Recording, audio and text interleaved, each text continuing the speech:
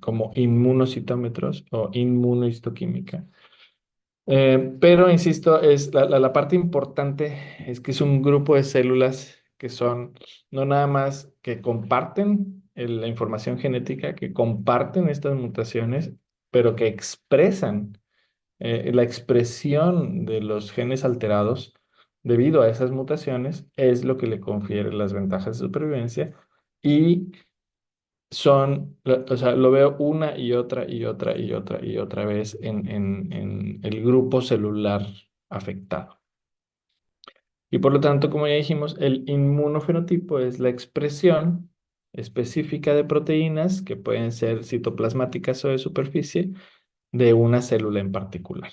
Todas nuestras células tienen fenotipo, tienen un inmunofenotipo característico normal y gracias a los métodos modernos podemos nosotros, bueno, ya ni tan modernos, ya tienen bastantes años, podemos detectar o caracterizar el inmunofenotipo de las células y detectar cuando estas son aberrantes o anormales, o sea, cuando no corresponden a células comunes y corrientes.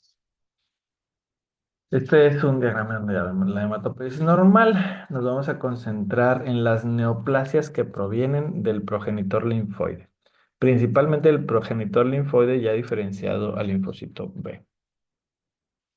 Y otro término importante a entender para continuar con esta plática es que, pues, la teoría actual del desarrollo de las neoplasias eh, benignas y malignas, pero principalmente malignas, es la teoría de los múltiples golpes o múltiples hits, en el que tenemos mutaciones, una mutación que se adquiere de manera, bueno, hay varias posibles desencadenantes, pero honestamente la mayoría de las veces no sabemos qué es lo que lo causa. A veces es el azar, o que eso queremos creer. Una mutación que se adquiere pero que no es suficiente por sí sola para desencadenar la neoplasia. O sea, puede ser una ventaja de proliferación, pero no una ventaja de supervivencia y no le permite tener escape inmunológico. Pero sin embargo, ahí persiste esa mutación en una clona, en un grupo de células que ahora van a ser idénticas entre sí. Y si dentro de esa clona, ¿sí? Ahí donde quedó el puntero, déjenme pongo el puntero. Y si dentro de esa clona una de esas células desarrolla una segunda mutación, eso ya puede llevar, o tercera mutación, las que se requieran para, ¿sí? Eso ya puede llevar a una transformación y a la expresión ya clínica de una neoplasia. En este caso sería una leucemia. Entonces, puedes necesitar dos o tres o cuatro mutaciones en cada uno de los casos específicos para desarrollar una leucemia, pero a lo que va esto es que no es habitualmente una sola mutación la que lleva a la enfermedad, sino una acumulación de mutaciones, todas ellas, insisto, compatibles con la vida celular y con la independencia de esta célula de la economía, o sea, del sistema.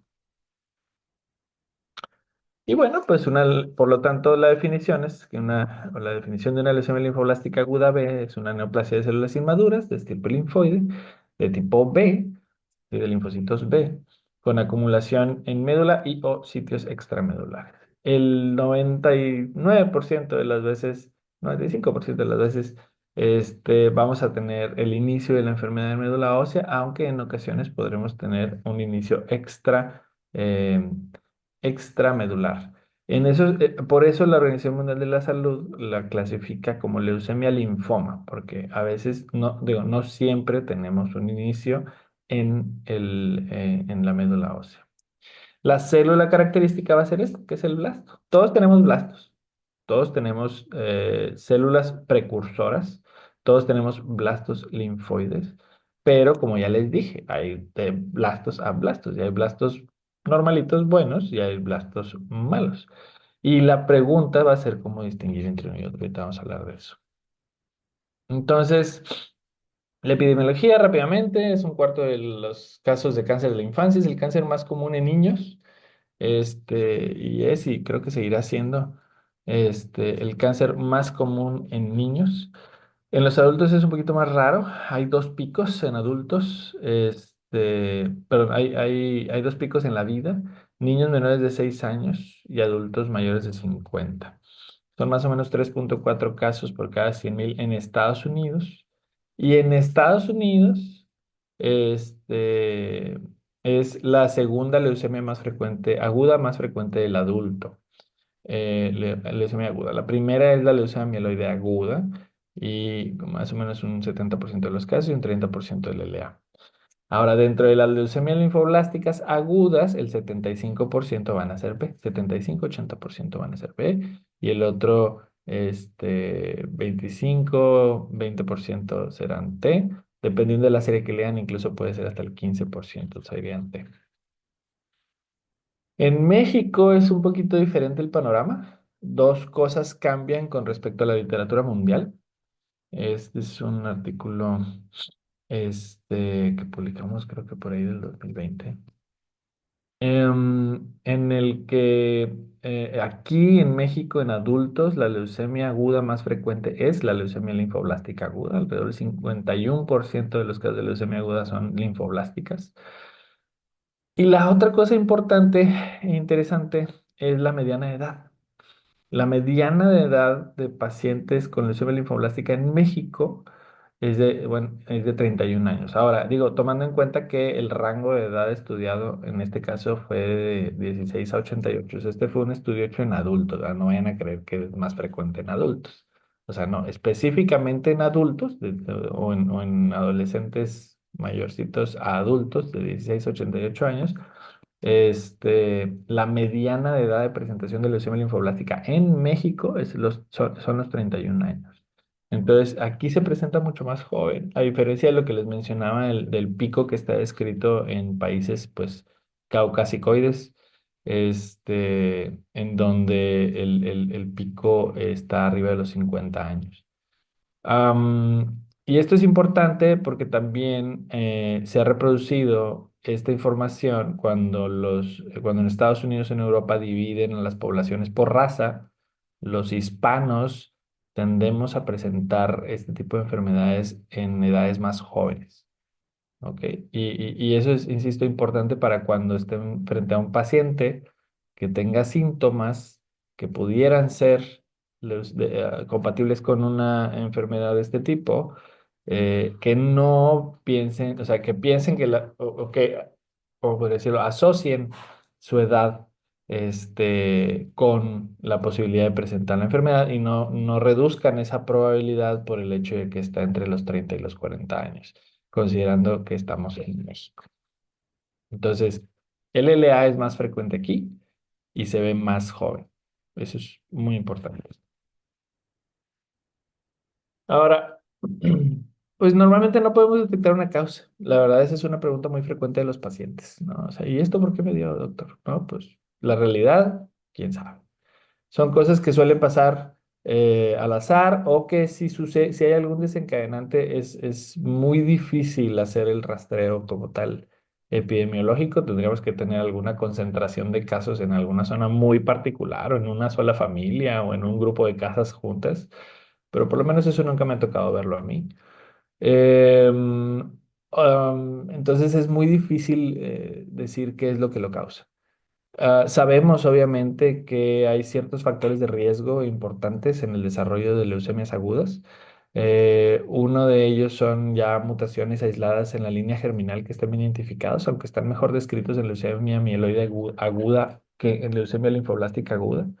Otro importante, y ese sí está bien descrito, sobre todo en el medio hospitalario, ¿verdad? En el medio médico, la radiación ionizante, porque todos queremos creer que pues tuviste que haber ido de vacaciones a Chernobyl, ¿verdad?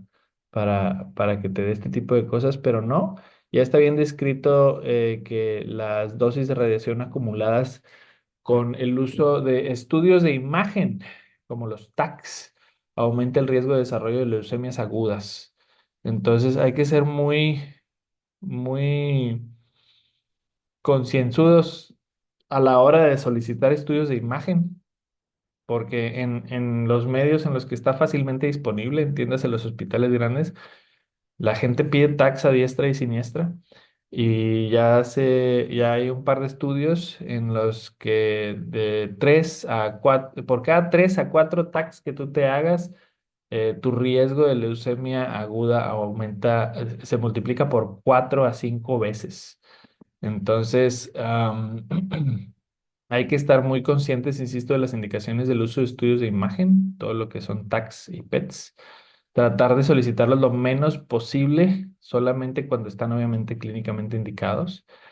No son sustitutos de radiografía ni de nuestra clínica, nos pueden complementar, pero hay que tener, insisto, mucha conciencia a la hora de solicitar esos estudios. Otras cosas bien descritas también, obviamente, son las asociadas a virus, VIH, HTLV, virus de Epstein-Barr. Siempre se buscan, aunque habitualmente, digo, obviamente VIH es un poquito particular porque, por ejemplo, virus de Epstein-Barr, cuando uno ya administra el tratamiento, habitualmente como pues eliminas el reservorio, que son los mismos linfos y monos, con las quimios, pues también le das ahí un llegue al Epstein-Barr. Pero en VIH no, si no identificas, si tú tienes un paciente con LLA y no identificas un VIH al diagnóstico y no lo tratas, su pronóstico obviamente es peor. E interesantemente, los pacientes con VIH y LLA con tratamiento para VIH, clásicamente, ya no puedo decir lo mismo con los tratamientos modernos, ahorita vamos a discutir eso, pero clásicamente un paciente con VIH identificado y tratado más LLA tiene mejor pronóstico con quimioterapia convencional que un paciente con LLA sin VIH. Y y la secundaria es quimioterapia, gente que ha recibido quimioterapia previamente y que pueden desarrollar leucemias secundarias, aunque habitualmente son mieloides, pero pues pueden ser también linfoides en una menor proporción. Ahora, para los médicos de primer contacto, médicos internistas, los estudiantes que van a ser médicos generales antes que ser cualquier otra cosa. Esta parte es muy importante porque es para la distinción temprana del cuadro clínico que pudiera ser compatible con leucemia.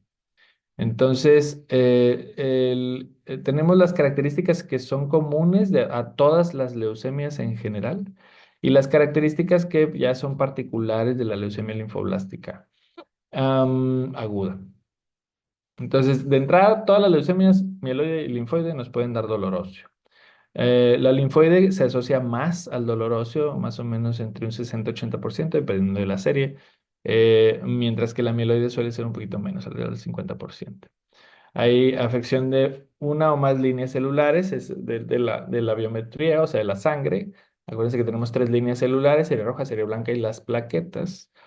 Entonces, obviamente la disminución de la serie roja pues nos va a dar nos puede dar un síndrome anémico. La disminución o elevación de la serie blanca, o sea, los leucocitos, eh, si es, aunque sea elevación, pero es una elevación no funcional y es una disminución neta de los leucos funcionales. Por lo tanto, la manifestación más frecuente de esto, o sea, ya sea de una leucopenia o una leucocitosis asociada a leucemia, serán infecciones y fiebre. Y el sangrado mucocutáneo asociado a la disminución en la cantidad total de plaquetas. Ahora, para tener sangrados mucocutáneos asociados a plaquetas, habitualmente eso ya significa que yo debo de tener menos de 20,000 plaquetas. Y honestamente, ya el porcentaje de sangrados espontáneos aumenta hasta que tienes por debajo de 10,000 plaquetas. Entonces, no necesariamente voy a tener el sangrado mucocutáneo si tengo números por arriba de 20,000. em, y no debo de asociar un sangrado mucocutáneo a trombocitopenia si tengo arriba de 20,000. Obviamente, mientras más arriba sea el número, si la persona llega con 80,000 plaquetas, aunque traiga una equimosis, pues no va a ser esa necesariamente causada por la trombocitopenia. O sea, no sería un sangrado espontáneo. Bueno. Y específicamente para el LA, podemos encontrarnos una masa mediastinal que anteriormente era de mal pronóstico, ya no tanto. Adenopatías en alrededor del 30% de los pacientes. Síntomas B, que esto es importante saberlo, fiebre sin un aparente foco infeccioso, que suele ser de bajo grado. O sea, las características de los síntomas B en enfermedades linfoproliferativas son muy particulares. Suelen ser, insisto, fiebres de bajo grado de 38, 38.5. Es muy raro que tengamos arriba de 39. Habitualmente no lo tenemos, grados centígrados de temperatura. Em, am, Suele presentarse ya sea cada 24 o 48 horas. Suele ser de predominio nocturno, nadie sabe por qué. Am, y la parte importante es que no va a ceder, independientemente de tratamientos, etcétera, se sigue presentando con ese patrón una y otra vez. La pérdida de peso, que suele ser significativa cuando tenemos más del 10% de la pérdida de peso del basal, más del 10%, perdón, del peso basal del paciente. Aquí es importante tomar en cuenta el peso basal del paciente, o sea, no es lo mismo una reducción de 6 kilos en alguien de 60 kilos que en alguien de 120 kilos. Y diaforesis de predominio nocturno también, que es em, pero que tiene que ser muy particular. O sea, la pregunta que se tiene que hacer es si el paciente empapa, o sea, moja su ropa o sus sábanas al grado que se tiene que cambiar la ropa o se tiene que cambiar las sábanas. O sea, al grado de me quito la ropa y la puedo exprimir y le va a salir un chorro. Eso sería lo que se considera diaforesis anormal. O sea, vaya, diaforesis. Como un síntoma B ya clasificable. Hepatosplenomegalia alrededor del 20% de los pacientes. Y síntomas neurológicos que puede deberse a varias situaciones. Una es por síndrome de hiperviscosidad, o sea, tener más de 100.000 leucocitos, que se puede ver o ya hemos visto en más de una leucemia aguda. En niños es un poquito más frecuente ver leucocitosis.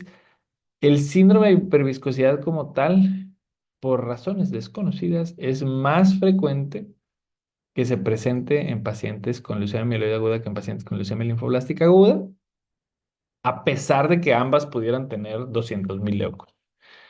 Pero digo, la incidencia sigue siendo como más o menos de un 6 a 10% en pacientes arriba de 100.000 leucos. Y la infiltración del sistema nervioso central, que esa ya es una afección propia de la leucemia, o sea, la leucemia entra a lo que es, puede afectarnos directamente lo que es el parénquima cerebral y médula espinal, o a tener una infiltración leptomeningia, o sea, específicamente de pues, las meninges. Entonces, pudiendo provocarnos síntomas de cefalea, náusea, vómito, alteraciones visuales. La única manera de distinguirlo es obviamente tomar una muestra de líquido cefalorraquídeo y una imagen, pero y hay que tomar en cuenta, insisto, que alrededor del 5 y 10% de los pacientes al diagnóstico ya tienen una infiltración del sistema nervioso central. Entonces, ¿cómo vamos a distinguir todos estos síntomas? Porque realmente ninguno es así característico o específico de una leucemia. O sea, la mayoría pueden tener diferentes explicaciones. Entonces, para los estudiantes y para los residentes de medicina interna, insisto, que son de primer contacto, para cualquier especialista que no se dedique a esto, ¿qué cosas o qué puntos pivote tengo yo que estar muy pendiente? O sea, ¿qué puedo considerar una manifestación anormal de una fiebre, por ejemplo? Obviamente si tengo un foco infeccioso claro, si mejora rápido con medicamento y no tengo recurrencias temporales, y si dura menos de 7 días, pues lo más probable es que sea una fiebre infecciosa, pues no normal, ¿verdad? Pero infecciosa, de origen infeccioso. Mientras que si ya me está durando más de 2 semanas, y parece mucho 2 semanas, pero entiéndame que a nosotros nos han llegado pacientes que tienen 2 meses con fiebre. ¿sí? Y les siguen dando antibióticos o les dan corticosteroides, que luego aparte de eso me patean más el bote porque me están parcialmente tratando una leucemia linfoblástica, ¿sí? Este, y les prueban con un antiviral y les prueban con otra cosa, en vez de hacer un estudio como tal. Y a veces en un frotis sencillito sale ya el diagnóstico. Entonces, duración de más de 2 semanas, que obviamente es recurrente y que ya mencionamos, ¿no? O sea, puede venir acompañado de otros síntomas. Siempre pérdida de peso, y ahorita lo voy a recalcar una y otra vez, pérdida de peso es clave.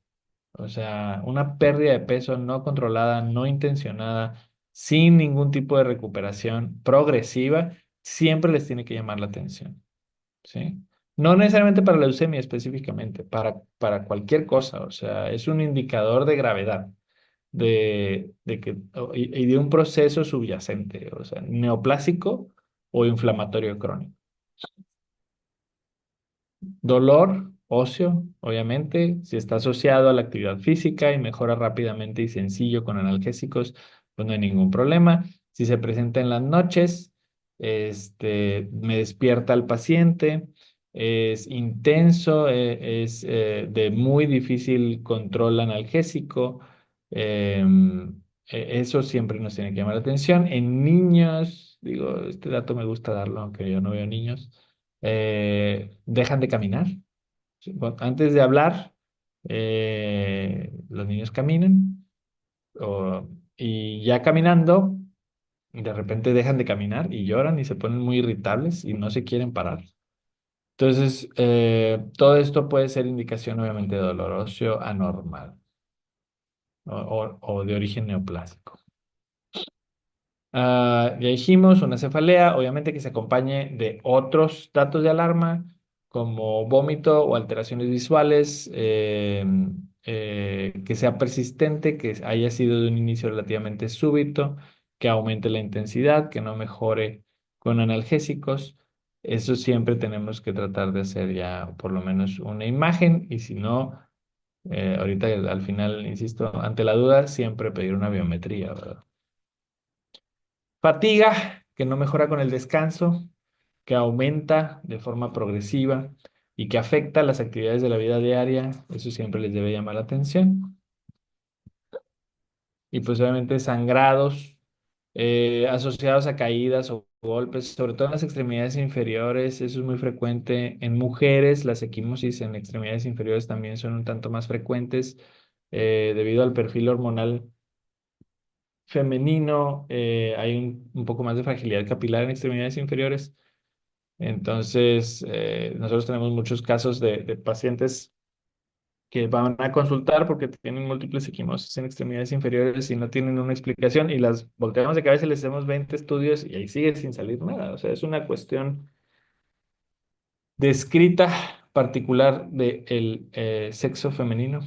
Este, pero cuando no están localizadas a las extremidades inferiores y las tenemos en sitios fuera de esa zona o que no estaban previamente y aparecen de manera espontánea, sin haber presentado ningún golpe o caída, y obviamente los sangrados mucosos, ya sea epistaxis, perdón, sí, epistaxis y gingivorragia, am, hemorragias conjuntivales, ese tipo de cosas siempre tenemos que nos tienen que llamar la atención. Obviamente es un síndrome porpúrico, pero es un síndrome. Y la pérdida de peso, otra vez, no puedo enfatizar lo importante que es como dato de algún problema subyacente. Y lo menciono también porque tenemos casos de pacientes que han llegado a tener pérdidas de peso de 10, 15 kilogramos en 3, 4 meses y han visto 4 o 5 doctores y ni una biometría ni una radiografía de tórax hasta el último doctor. No sé si me explico. O sea, cosas que sí es muy importante que como dato pivote lo tomemos en cuenta.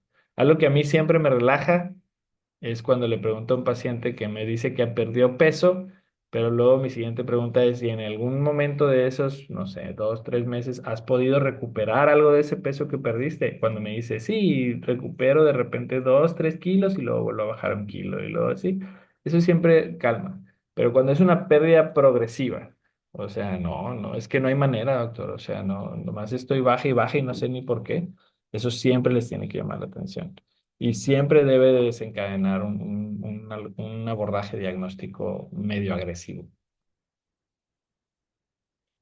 O sea, en omegalias, obviamente ya sabemos, digo, la mayoría de los médicos, incluso que no se dedican a la oncología, hay características de de malignidad y hay características asociadas a procesos benignos, a procesos malignos.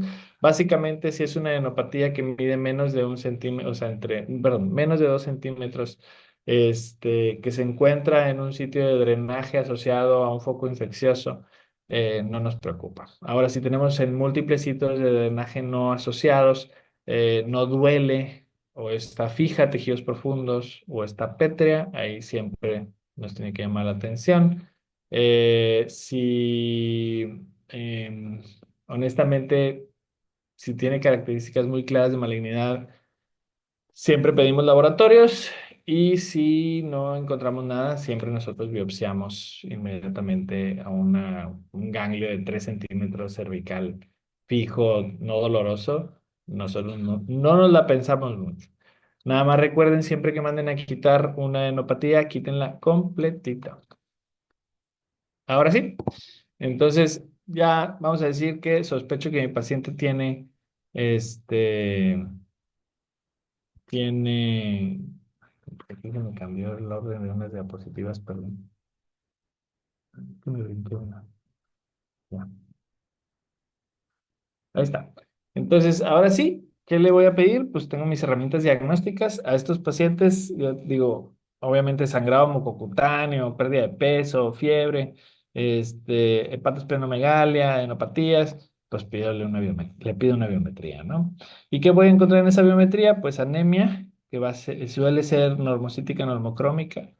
Puedo tener tanto leucocitosis o leucopenia. Siempre es importante ver el diferencial, porque luego me ven los leucos, pero no me ven los diferenciales. Y lo que vamos a ver casi siempre en estos casos es que lo que tenemos que entender es que los blastos, o sea, la célula característica de una leucemia, es una célula mononuclear.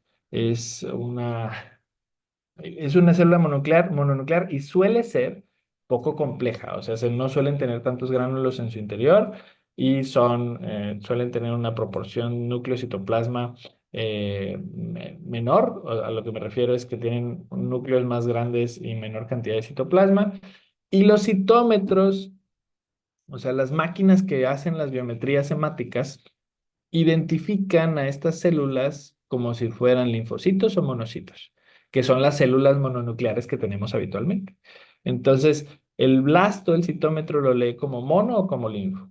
El blasto linfoide y el blasto mieloide. Digo, hay algunos asegúnes ahí, no me voy a meter mucho en eso, pero así nos lo va a leer. Entonces, lo que yo voy a ver es que tengo un cambio en mi diferencial, con un aumento del porcentaje de linfos y monos y una reducción del porcentaje de neutros. Y no es obviamente eso diagnóstico de nada, simplemente eso siempre debe de disparar la solicitud de un frotis de sangre periférica como mínimo. Todo paciente que tenga bicitopenia o pancitopenia tiene que tener un frotis. Eso así es en automático. O sea, yo veo una biometría, veo afección de 2 líneas o las 3 líneas celulares, frotis porque frotis. ¿Ok? Eso es así sin pensarlo. Y en el frotis, pues ahí sí, este, tengo que solicitarlo siempre en todos los pacientes que tengan leucocitosis sin datos de infección evidente o con, ya, como ya mencioné, diferenciales anormales, visitopenia o pancitopenia. ¿Ok? Ante cualquier duda, pues refieran. Obviamente, mientras más lejos y menos recursos tenga el paciente, es un poquito más difícil la decisión de referir. Lo menciono por cuando se van a su servicio social. No es lo mismo referir a alguien de aquí pues Escobedo, de Apodaca o de Country o de lo que sea aquí a un hospital que a veces está al lado a referir a alguien de Doctor Arroyo, ¿verdad? Ni lo que ellos ganan de dinero, ni lo que les cuesta venir, es lo mismo. Pero insisto, si tienen todos estos datos y por lo menos en todas esas regiones si hay hospitales generales que pueden hacer por lo menos una biometría y un frotis. ¿Ok? Y bueno, ya una vez que tengo mi sospecha o veo los blastos en sangre periférica o tengo la sospecha clínica suficiente de que el paciente pueda llegar a tener una enfermedad pues neoplásica hematológica, de predominio en médula ósea, pues hago mi frotis sangre periférica. Ahí frecuentemente ya podemos observar los blastos, aunque no todos los pacientes tienen blastos en sangre periférica a la hora del diagnóstico. Y ahí hacemos nuestro aspirado de médula ósea, donde mando estudios especiales. Y la pregunta, no sé si se ve el título de la diapositiva, pero la pregunta más importante que me tengo que hacer es, ¿cómo puedo identificar que un blasto linfoide es un blasto linfoide? Porque si yo les pregunto de estas dos fotos, ¿cuál es la leucemia linfoblástica aguda y cuál es la leucemia mieloide aguda? Pues, o si les pregunto, ¿cuál es? O si les digo, no, hombre, las dos son linfoides o las dos son mieloides. Entonces digo, tal vez algún hematólogo con mucho callo y muchas canitas puede estar diciendo, no, pues este y este es aquella. Pero la realidad es que em, hay cierta capacidad de distinción por morfología de entre leucemia linfoblástica aguda y leucemia mieloide aguda. Más o menos lo que se ha estudiado es que entre 75 y 90% de las veces un hematólogo podrá distinguir entre una y otra. Pero pues eso es muy malo, o sea, eso es una capacidad bastante mala. Imagínense que vamos a ser muy optimistas y que los hematólogos seamos capaces de distinguir entre LLA y LMA el 90% de las veces. Pues eso significaría que uno de cada 10 pacientes con leucemia yo diagnosticaría y trataría mal y le daría un tratamiento que no le corresponde. Eso es un mundo de personas. Entonces, a lo que voy es que el frotis y el aspirado de médula ósea con una evaluación microscópica son muy malas herramientas para una caracterización específica de la leucemia. O sea, me sirven para decir, híjole, pues el paciente trae una leucemia, cuando es algo muy evidente, porque a veces no siempre lo es, o sea, mi porcentaje de blastos no siempre está tan alto, pero cuando mi porcentaje de blastos está lo suficientemente alto, sí es relativamente fácil para la mayoría de los hematólogos, debería ser fácil decir que un paciente tiene una leucemia. Este, pero no me puedo quedar ahí, porque luego aparte de eso no es suficiente para mí para ya decidir qué tipo de tratamiento va a recibir el paciente y qué tipo de seguimiento le voy a dar, etcétera. Entonces puedo decir tiene, pero ahora necesito saber más y darle ya ahora sí nombre y características específicas de esa leucemia. Entonces, a lo largo de los años, ha pasado el diagnóstico de ser algo que se hacía solamente por microscopía, porque así era en los 70s, o sea, pues no había secuenciaciones de siguiente generación y cosas así. Era algo microscópico. Ahorita lo que ya tenemos de caracterizaciones moleculares y genéticas. Pero bueno, el primer paso es ver el frotis y decir, ahí hay algo. Antes había estos métodos que se llamaban de citoquímica, en los cuales podías teñir algunas características, por ejemplo, la mieloperoxidasa, que casi siempre se expresa en leucemias mieloides agudas, versus contra las linfoides, que no lo tendrían, pero eso ya no se usa tampoco. Entonces, ni me metí ahí. Esta parte sí me interesa que la entiendan, porque es la herramienta que más utilizamos y de hecho más de una vez hemos pedido estudios y los residentes los han visto, los reportes, de algo que se llama inmunocitometría de flujo. ¿Ok? Entonces, el citómetro de flujo es el que se utiliza para hacer una biometría. ¿Cómo sabe un citómetro de flujo que una célula es una célula de qué tipo?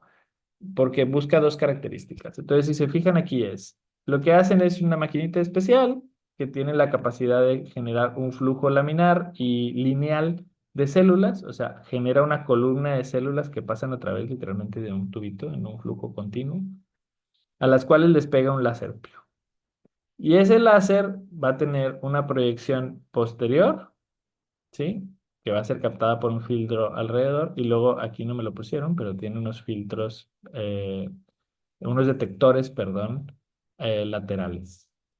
Entonces, si fijan aquí dice Forward Scatter Detector, este es el de la proyección frontal y luego hay unos acá laterales que serían los Side Scatter Detectors, los detectores laterales. Y básicamente me van a medir dos cosas. El citómetro, yo estoy hablando del citómetro común y corriente, el de la biometría hemática. Y me va a detectar dos cosas. Tamaño con el forward scatter, o sea, me va a detectar en la proyección posterior qué tan grande es la célula que está pasando. Y segundo, complejidad. O sea, la luz cuando choca con los gránulos o con los lóbulos nucleares de un neutrófilo o lo que sea, eh, se refracta, o sea, sale volando para otro lado. Y entonces los detectores laterales me van a detectar qué tan dispersa está la luz cuando choca con la célula. Y entonces se hace una grafiquita, tamaño, complejidad, o sea, tamaño que es la proyección posterior y complejidad que es la dispersión. Y me dice, y le decimos nosotros a la maquinita, pues todo lo que caiga en este circulito de acá de tu gráfica se llama monocito. Y todo se llama no sé qué. Entonces, esa es la manera en la que los citómetros saben que una célula es de qué tipo. Este citómetro en particular, el inmunocitómetro aparte, tenemos nosotros la capacidad de ponerle anticuerpos a las células y esos anticuerpos en su fracción pesada tienen una cosa que se llama fluorocromo. Y ese fluorocromo, cuando uno lo estimula con una onda de luz particular de un láser, o sea, el láser, ¿ah? Estimula el fluorocromo a que brille de cierto color. Literalmente hay un marcador que se llama CD20 magenta. Entonces es un anticuerpo que va contra el marcador que se llama CD20 y ese CD20 brilla color magenta. Y CD3 azul. Y CD no sé qué cian. Porque luego aparte les ponen nombres así de colores. En vez de ponerle azul, verde, morado, gris, le ponen cian y fucsia y todas esas cosas. Entonces, bueno, el punto es, le ponen le puedes poner marcadores, hay citómetros a los que les puedes, bueno, sí, hay citómetros que te pueden leer hasta 10 colores de forma simultánea. O sea, yo puedo poner anticuerpos y si 10 anticuerpos se le pegan a esa célula, entonces al mismo tiempo en esa célula voy a saber esa célula en particular, esos 10 marcadores que tiene. Choca el láser, estimula el fluorocromo y sale el haz de luz con todos los colores que van pasando por varios filtros. Y entonces yo puedo saber cada célula que pasa a qué es positiva. O sea, puedo saber si tiene un marcador un CD20, si tiene un CD19, si tiene un TDT, si tiene un CD3, si tiene un CD4. Y la célula en particular, ¿cuáles son todos los que expresa? Y entonces eso me permite a mí definir qué, el inmunofenotipo de esa célula. ¿Ok? Y si es de características normales, pues para empezar me dice el inmunofenotipo de una célula qué tipo de célula es. Porque un linfo B maduro me va a expresar cierto tipo de marcadores, un monocito maduro me va a expresar cierto tipo de marcadores. Mientras que las células anormales me expresarán, para empezar, voy a tener células en sitios donde a veces no las debo de tener, en cantidades en las que no las debo de tener, y aparte expresándome a veces de manera aberrante algunos marcadores que no deben de tener para su etapa de maduración. Entonces, lo que nosotros buscamos son estos marcadores linfoides B en el diagnóstico de la leucemia linfoide aguda, perdón. Este, es un sistema rápido, en 2, 3 días tenemos resultados, tiene un alto grado de sensibilidad y especificidad diagnóstica y es un estudio en la actualidad sin el cual yo no puedo diagnosticar una leucemia aguda. ¿Ok? Esto no nada más me dice, sí, sí es una leucemia aguda, me dice, es una leucemia aguda tipo linfoblástica o mieloide y me dice si es linfoblástica, si es B o es T. ¿Ok? Entonces esto es bien importante porque sin esto yo no puedo hacer el diagnóstico. Y es parte de lo que limita la oncohematología moderna porque necesitas una de estas máquinas o un centro que la tenga cerca de ti. para poder hacer diagnósticos o de referencia adecuada.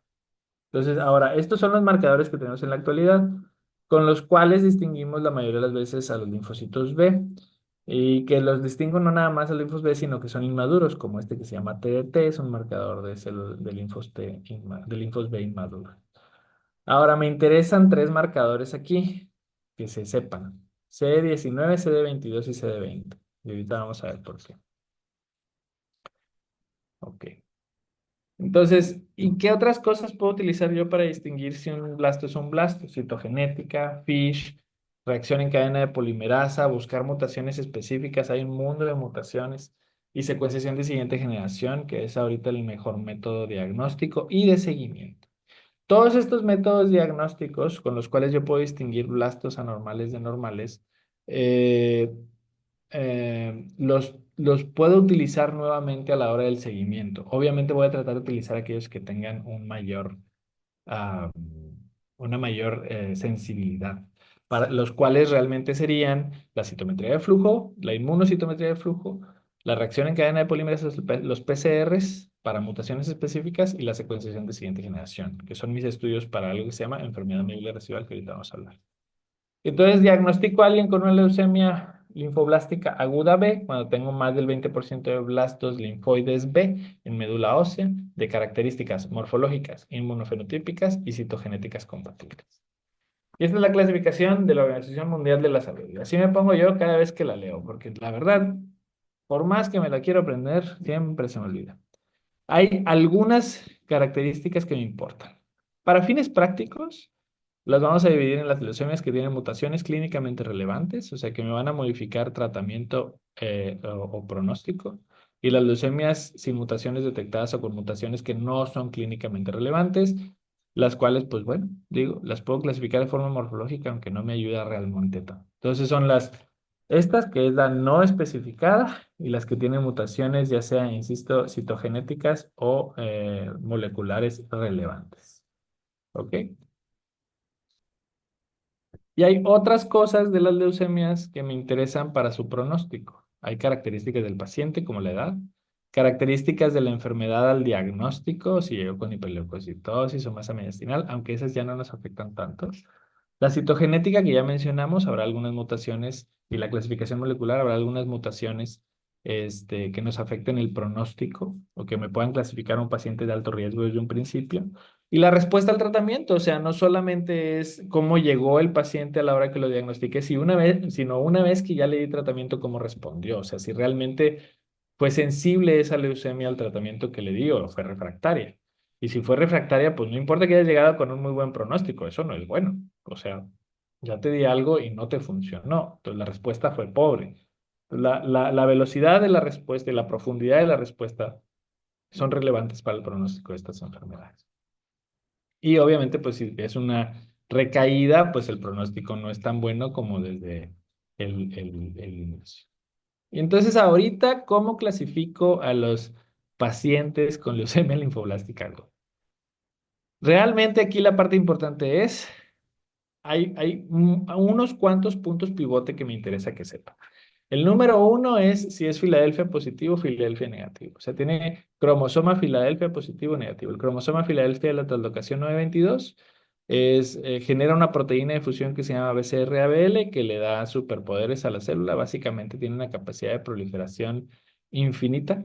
Y era de muy mal pronóstico hace 15, 20 años. O sea, tu supervivencia con una leucemia Filadelfia positivo era como del 20%, una cosa así, un 15%, si te iba bien. Entonces, lo primero que hacemos es que la catalogamos en Filadelfia positivo y Filadelfia negativo.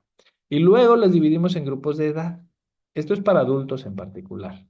El grupo de adolescentes y adultos jóvenes, que va de 11 a 45 años, todavía somos adultos jóvenes. Y los dividimos ahora en adultos y adultos mayores sin comorbilidades significativas y con comorbilidades significativas. ¿Qué son las comorbilidades significativas? Eso está muy en el aire. Básicamente, cardiopatías importantes, neumopatías importantes, gente con un estado funcional no adecuado. La edad ya no es un limitante para dar o no dar tratamiento. pero el estado funcional es importante. Utilizamos ahora ya algunas escalas geriátricas para poder definir a quiénes vamos a poder dar quimioterapia de alta intensidad y a quiénes no. Y bueno, las características genéticas o moleculares de alto riesgo y la presencia o no del CD20. Entonces, estos son los pacientes que tienen mutaciones de riesgo estándar y estas serían las mutaciones de mal pronóstico. Estos pacientes que tienen mutaciones de alto riesgo se pueden considerar para trasplante halogénico en primera línea. Esa es la diferencia en el tratamiento versus los pacientes que son de riesgo estándar. Y entonces, ¿qué compone el tratamiento de la leucemia linfoblástica aguda? Pues múltiples combinaciones de mil cosas. Básicamente, bueno, esta es parte importante nada más para que la sepan.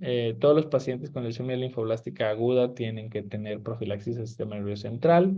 Administramos quimioterapia en el canal medular, en lo que es el espacio subaracnoideo, porque las quimioterapias habitualmente no entran al sistema nervioso central debido a la barrera hematoencefálica.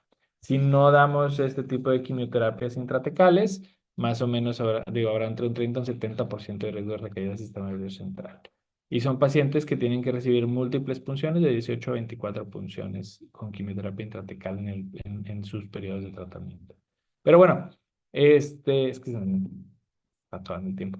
Entonces, ¿cómo ha evolucionado el tratamiento en esta enfermedad? Y esta parte me interesa mucho. Esto empezó, digo, los tratamientos vienen para leucemia linfoblástica aguda de 1950, su desarrollo, incluso un poquito antes, en el que aparecieron estos fármacos. Y realmente, si se fijan, no hubo mucho cambio en la aparición de agentes quimioterapéuticos desde los 80s, finales de los 70s para los 2000s. Y luego ya en los 2000s hay una revolución.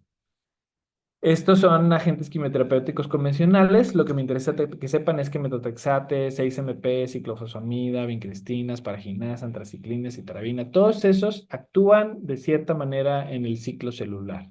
Lo que hacen es que afectan la fase de replicación del ADN principalmente y evitan que se generen nuevas cadenas de ADN y por lo tanto nuevas células. Afectan a las células que están en ciclo y por eso pueden ser selectivas para las neoplasias en general. O sea, las neoplasias están en proliferación constante. Las células de nuestro cuerpo no siempre están en proliferación, están la mayoría en G0. Y es por eso que a pesar de que yo estoy hecho de células y me pueden poner quimioterapia, pues yo no me muero, pero el cáncer que tengo dentro de mí, que también está hecho de células, sí se muere porque esas células están la mayoría en ciclo celular, está creciendo constantemente ese cáncer. Entonces, de esa manera, estas quimioterapias, estos agentes seleccionan a las células que están en proliferación y por eso seleccionan a los cánceres como su blanco principal, por así decirlo. Pero es porque afectan el ciclo celular. ¿Ok? Pero no hubo mucho cambio durante muchos años. Estos agentes se han combinado de una manera infinita. Hay como cada una de estas siglas es el nombre de un esquema diferente para leucemia linfoblástica aguda. O sea, hay 20. Y no sabemos cuál es mejor porque luego nunca nadie los compara. O sea, cada centro en Estados Unidos y en Europa saca su propio esquema y dice, pues yo le puse este nombre y a mí me gusta y esto es lo que yo voy a dar. Pero realmente cada uno de estos son combinaciones de esto. Son los mismos fármacos combinados de forma diferente siguiendo una serie de principios muy básicos, hay diferentes fases, casi siempre inducción, consolidación, algunos mantenimientos intermedios, a veces uno, a veces dos, intensificaciones, a veces una, a veces dos, y un mantenimiento prolongado. Y eso no ha cambiado durante mucho tiempo. No había cambiado durante mucho tiempo. Este es un esquema que se llama CalGB 1043. Digo, para que vean, este es un protocolo habitual con todas estas fases de tratamiento y todos estos diferentes medicamentos dados en quién sabe cuántos días, en el 1, en el 8, en el 15, en el 12, en el... Y ahí estamos nosotros, pobrecitos, tratando de armar este rompecabezas, los hematólogos. Y por eso, honestamente, a muchos hematólogos no les gusta tratar las leucemias linfoblásticas, porque son esquemas muy complejos, muy enredosos y muy difíciles. Pero luego, si nos vamos a la raíz del asunto, realmente no son esquemas tan diferentes entre sí. Casi todos, insisto, tienen los mismos fármacos combinados de una u otra forma. Y así era hasta hace poco, en el que a principios de los 2000, ya empezamos, finales del siglo pasado, ya empezamos a tener estos que se llaman inhibidores de tirosincinasa, ¿sí? Específicamente para los pacientes con Filadelfia positivo, o sea, con BCR-ABL positivo. Hay cuatro en el mercado actualmente, que son imatinib, dasatinib, bosutinib, ponatinib, y hay un quinto fármaco que ya no tiene el mismo mecanismo de acción que estos de acá, que es el unirse en el sitio de unión del ADP en BCR-ABL, que es la molécula de proliferación anormal, que se llama asciminib, que tiene un mecanismo completamente diferente. Ahorita no me voy a meter ahí. Pero estos fármacos, y este artículo se lo recomiendo que lo lean, es de este año, es de mayo, acerca del progreso que ha habido en la leucemia linfoblástica aguda Filadelfia positivo en los últimos 25 años. Cómo desde que nacieron estos inhibidores de tirosina ha cambiado el pronóstico. Vean, esta gráfica es del el protocolo LAL 04096, o sea, es del año, me insisto, esto es de principios del siglo no, perdón, del finales del siglo pasado. Y cómo el pronóstico de estos pacientes, vean, como les mencionaba, 15% de los pacientes estaban vivos a los 5 años. Y este de acá arriba es el protocolo más moderno, en el que combinamos inmunoterapia con inhibidores de tirosina. Y hay dos factores que han ayudado mucho a la mejoría de esto, de esta supervivencia. O sea, esta es la supervivencia de los pacientes a lo largo de los años. O sea, cada una de estas rayitas que ven que va subiendo, subiendo, es con tratamientos más y más y más y más y más actuales. Entonces, hay dos cosas que han contribuido a esto. Uno es la mejoría en las terapias de soporte, o sea, todo lo que es nuevos antibióticos y antifúngicos principalmente en pacientes con enfermedades neoplásicas hematológicas. Toda la mejoría en lo que es terapias intensivas y de soporte ventilatorio, porque ahora salen pacientes de complicaciones que antes no salían. Entonces, todo lo que es terapia de soporte alrededor de estos pacientes, pero la adición de terapias blanco, como los inhibidores de tirosina y ahora inmunoterapéuticos. O sea, vean cómo pasó de tener una supervivencia de alrededor del 15% hace 25 años a una supervivencia superior al 90% en la actualidad. Se invirtió la gráfica y pasó. Ahora entonces la leucemia linfoblástica aguda Filadelfia positivo. Ya nos estamos cuestionando si es necesario tener un trasplante en primera línea o no, cuando antes era incuestionable, porque era una leucemia de tan mal pronóstico que te tenías que trasplantar porque te tenías que trasplantar. Y ahora resulta que tener un Filadelfia positivo puede ser hasta de mejor pronóstico que no tenerlo. Y bueno, ahora los inmunoterapéuticos. Voy a tratar de comerme lo menos posible después de las 8 que se pueda, perdón. En los cuales tenemos básicamente los que son los anticuerpos desnudos, que van contra blancos específicos en las células, ya sea que me den una apoptosis directa o que me den una apoptosis inducida por células citotóxicas o una apoptosis inducida por complemento, el anticuerpo desnudo como tal, o sea, un anticuerpo que va, el caso típico sería el que va contra CD20, ¿no? El rituximab.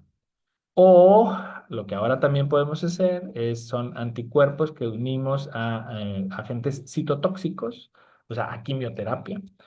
O podemos hacer anticuerpos que me unan linfocitos T citotóxicos a, a células blanco, que son anticuerpos biespecíficos para que este linfocito T mate a la célula blanco. O puedo alterar directamente al linfocito T para que exprese un receptor específico contra la célula blanco o neoplásica y la mate. El rituximab es el que utilizamos en leucemia linfoblástica aguda, es un anticuerpo desnudo. Más o menos una quinta parte de los pacientes tienen, con el LAB tienen CD20 positivo. Mientras más joven sea el paciente, mayor probabilidad de expresarlo. Cualquier esquema que yo utilice le puedo poner rituximab y me va a mejorar la supervivencia entre un 10 y un 15%. Eso es lo que está escrito. Y estos serían los inmunoterapéuticos disponibles para el LAB que ya están en México, de hecho ya utilizamos. Uno es el blinatumomab, en el cual es como un anticuerpo biespecífico, aunque no es el anticuerpo completo. Tomamos la fracción variable de dos anticuerpos, uno anti-CD3 que se une a los linfocitos T citotóxicos y uno anti-CD19 que se une a los linfocitos B. Y entonces este linfo B unido al linfocito T, esta misma fracción de anticuerpo, este BITE se llama, es BITE es Bispecific T-cell Engager, este fijador de linfocitos T biespecífico, activa al linfocito T y entonces este linfocito T mata a las células neoplásicas, en este caso las células leucémicas. Una sola molécula de blinatumomab se puede unir a un linfocito T y un linfocito T con una molécula de blinatumomab puede matar a varias células leucémicas.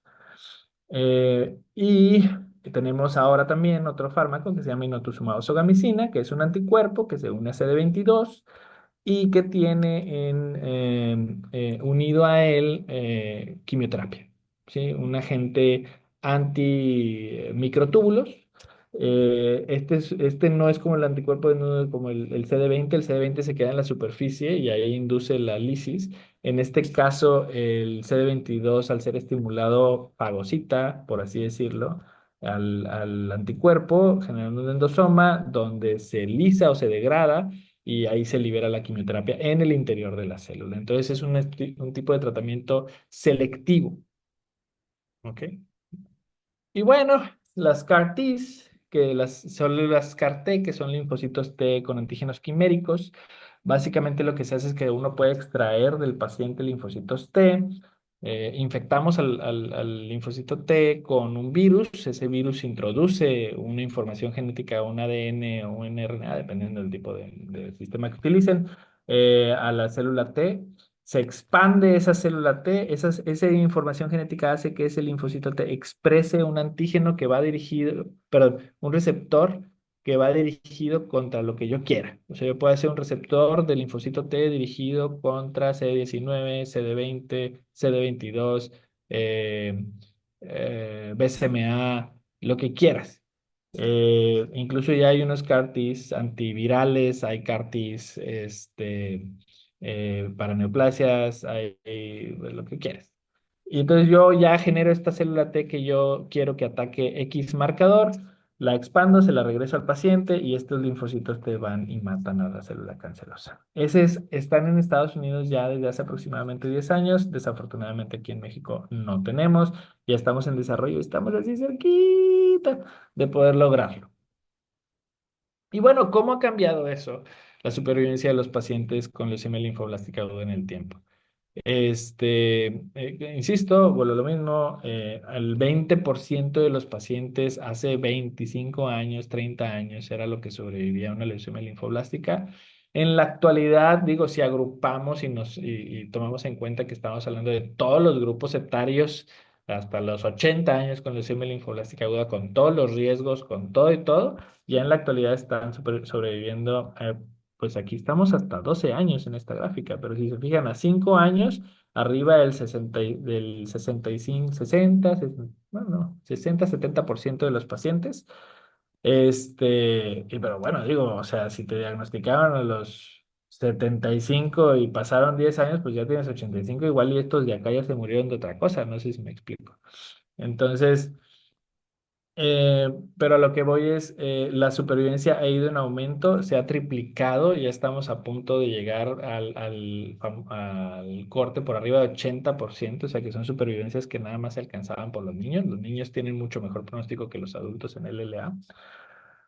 Pero entonces el pronóstico ha ido mejorando muchísimo gracias a la introducción de estos fármacos. Por ejemplo, esto es la supervivencia de pacientes mayores de 70 años que utilizamos quimioterapia más inotuzumab, más menos blinatumomab. O sea, los fármacos los inmunoterapéuticos. Vean cómo esto fue quimio sola, que es el 20% de los pacientes, y como 50% de los pacientes, o sea, 30% más de supervivencia en este grupo de edad, o sea, 70 años o más. ¿Ok?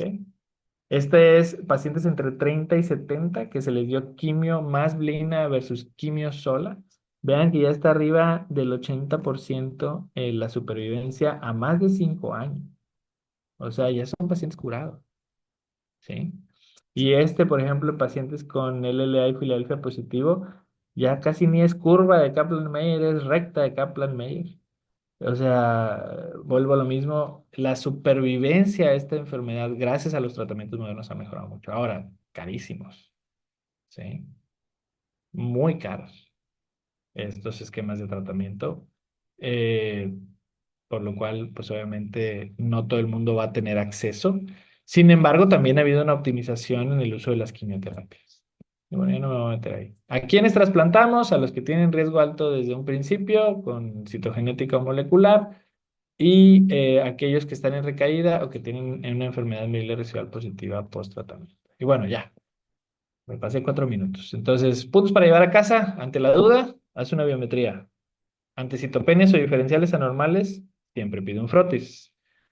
¿Sí? Un diagnóstico a tiempo y oportuno puede resultar en la curación de los pacientes, sobre todo con los tratamientos actuales. ¿Ok? Y bueno, ya, que la probabilidad de supervivencia a largo plazo de las leucemias ha ido en aumento gracias a lo que ya les mencioné, y pues el panorama ha ido cambiando favorablemente. Gracias. No sé si hay alguna duda.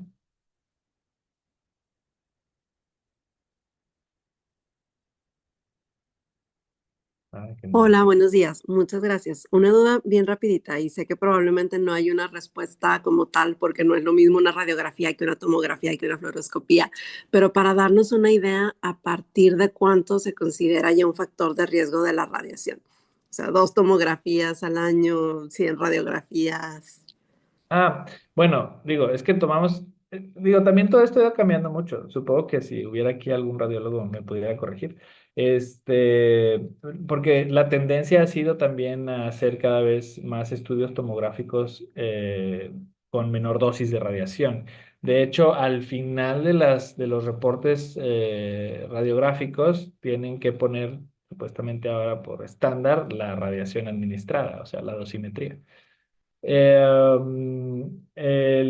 Digo, con un TAC convencional de más o menos, un TAC convencional equivale más o menos entre 400 y 500 radiografías. Entonces, yo siempre le digo a los alumnos, es como si te hicieras una radiografía al día por más de un año. ¿Ok? Entonces, son 400 a 500 radiografías.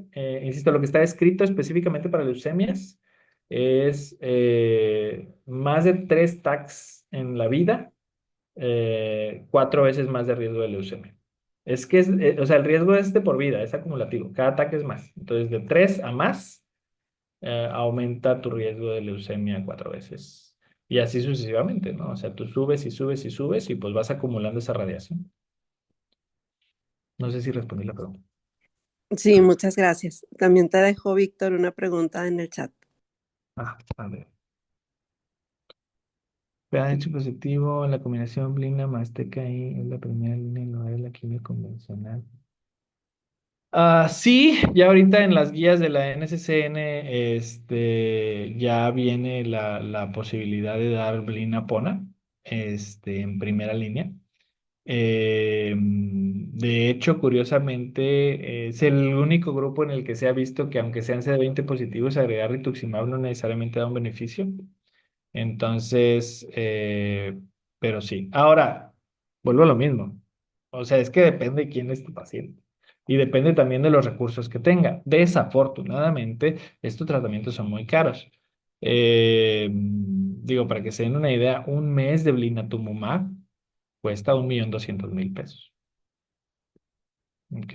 Entonces, y son tratamientos que llevan 4 o 5 ciclos. O sea, una leucemia aguda con tratamiento moderno te echas 8 o 9 millones de pesos. Tranquilito. Entonces, no todo el mundo tiene acceso. Hay, en el estado de Nuevo León, para los niños sí hay acceso.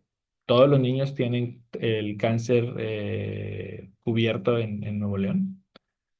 Em, y en algunos centros, algunos IMSS, algunos ISSSTES, sí tienen, por ejemplo, Blina, pero luego lo tienen ahí medio errático, o sea, a veces sí tienen, a veces no tienen. Em, Todavía, digo, lo que sí no puedes prescindir en un paciente con pH positivo es un TKI. O sea, si le tienes que dar sí o sí Aunque sea imatinib, caray, que no es malo, o sea, es muy bueno. El imatinib mejoró la supervivencia un montón.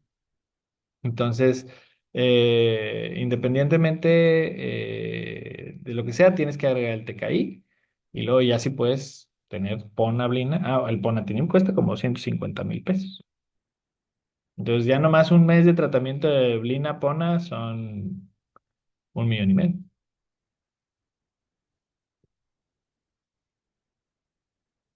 ¿Algo más?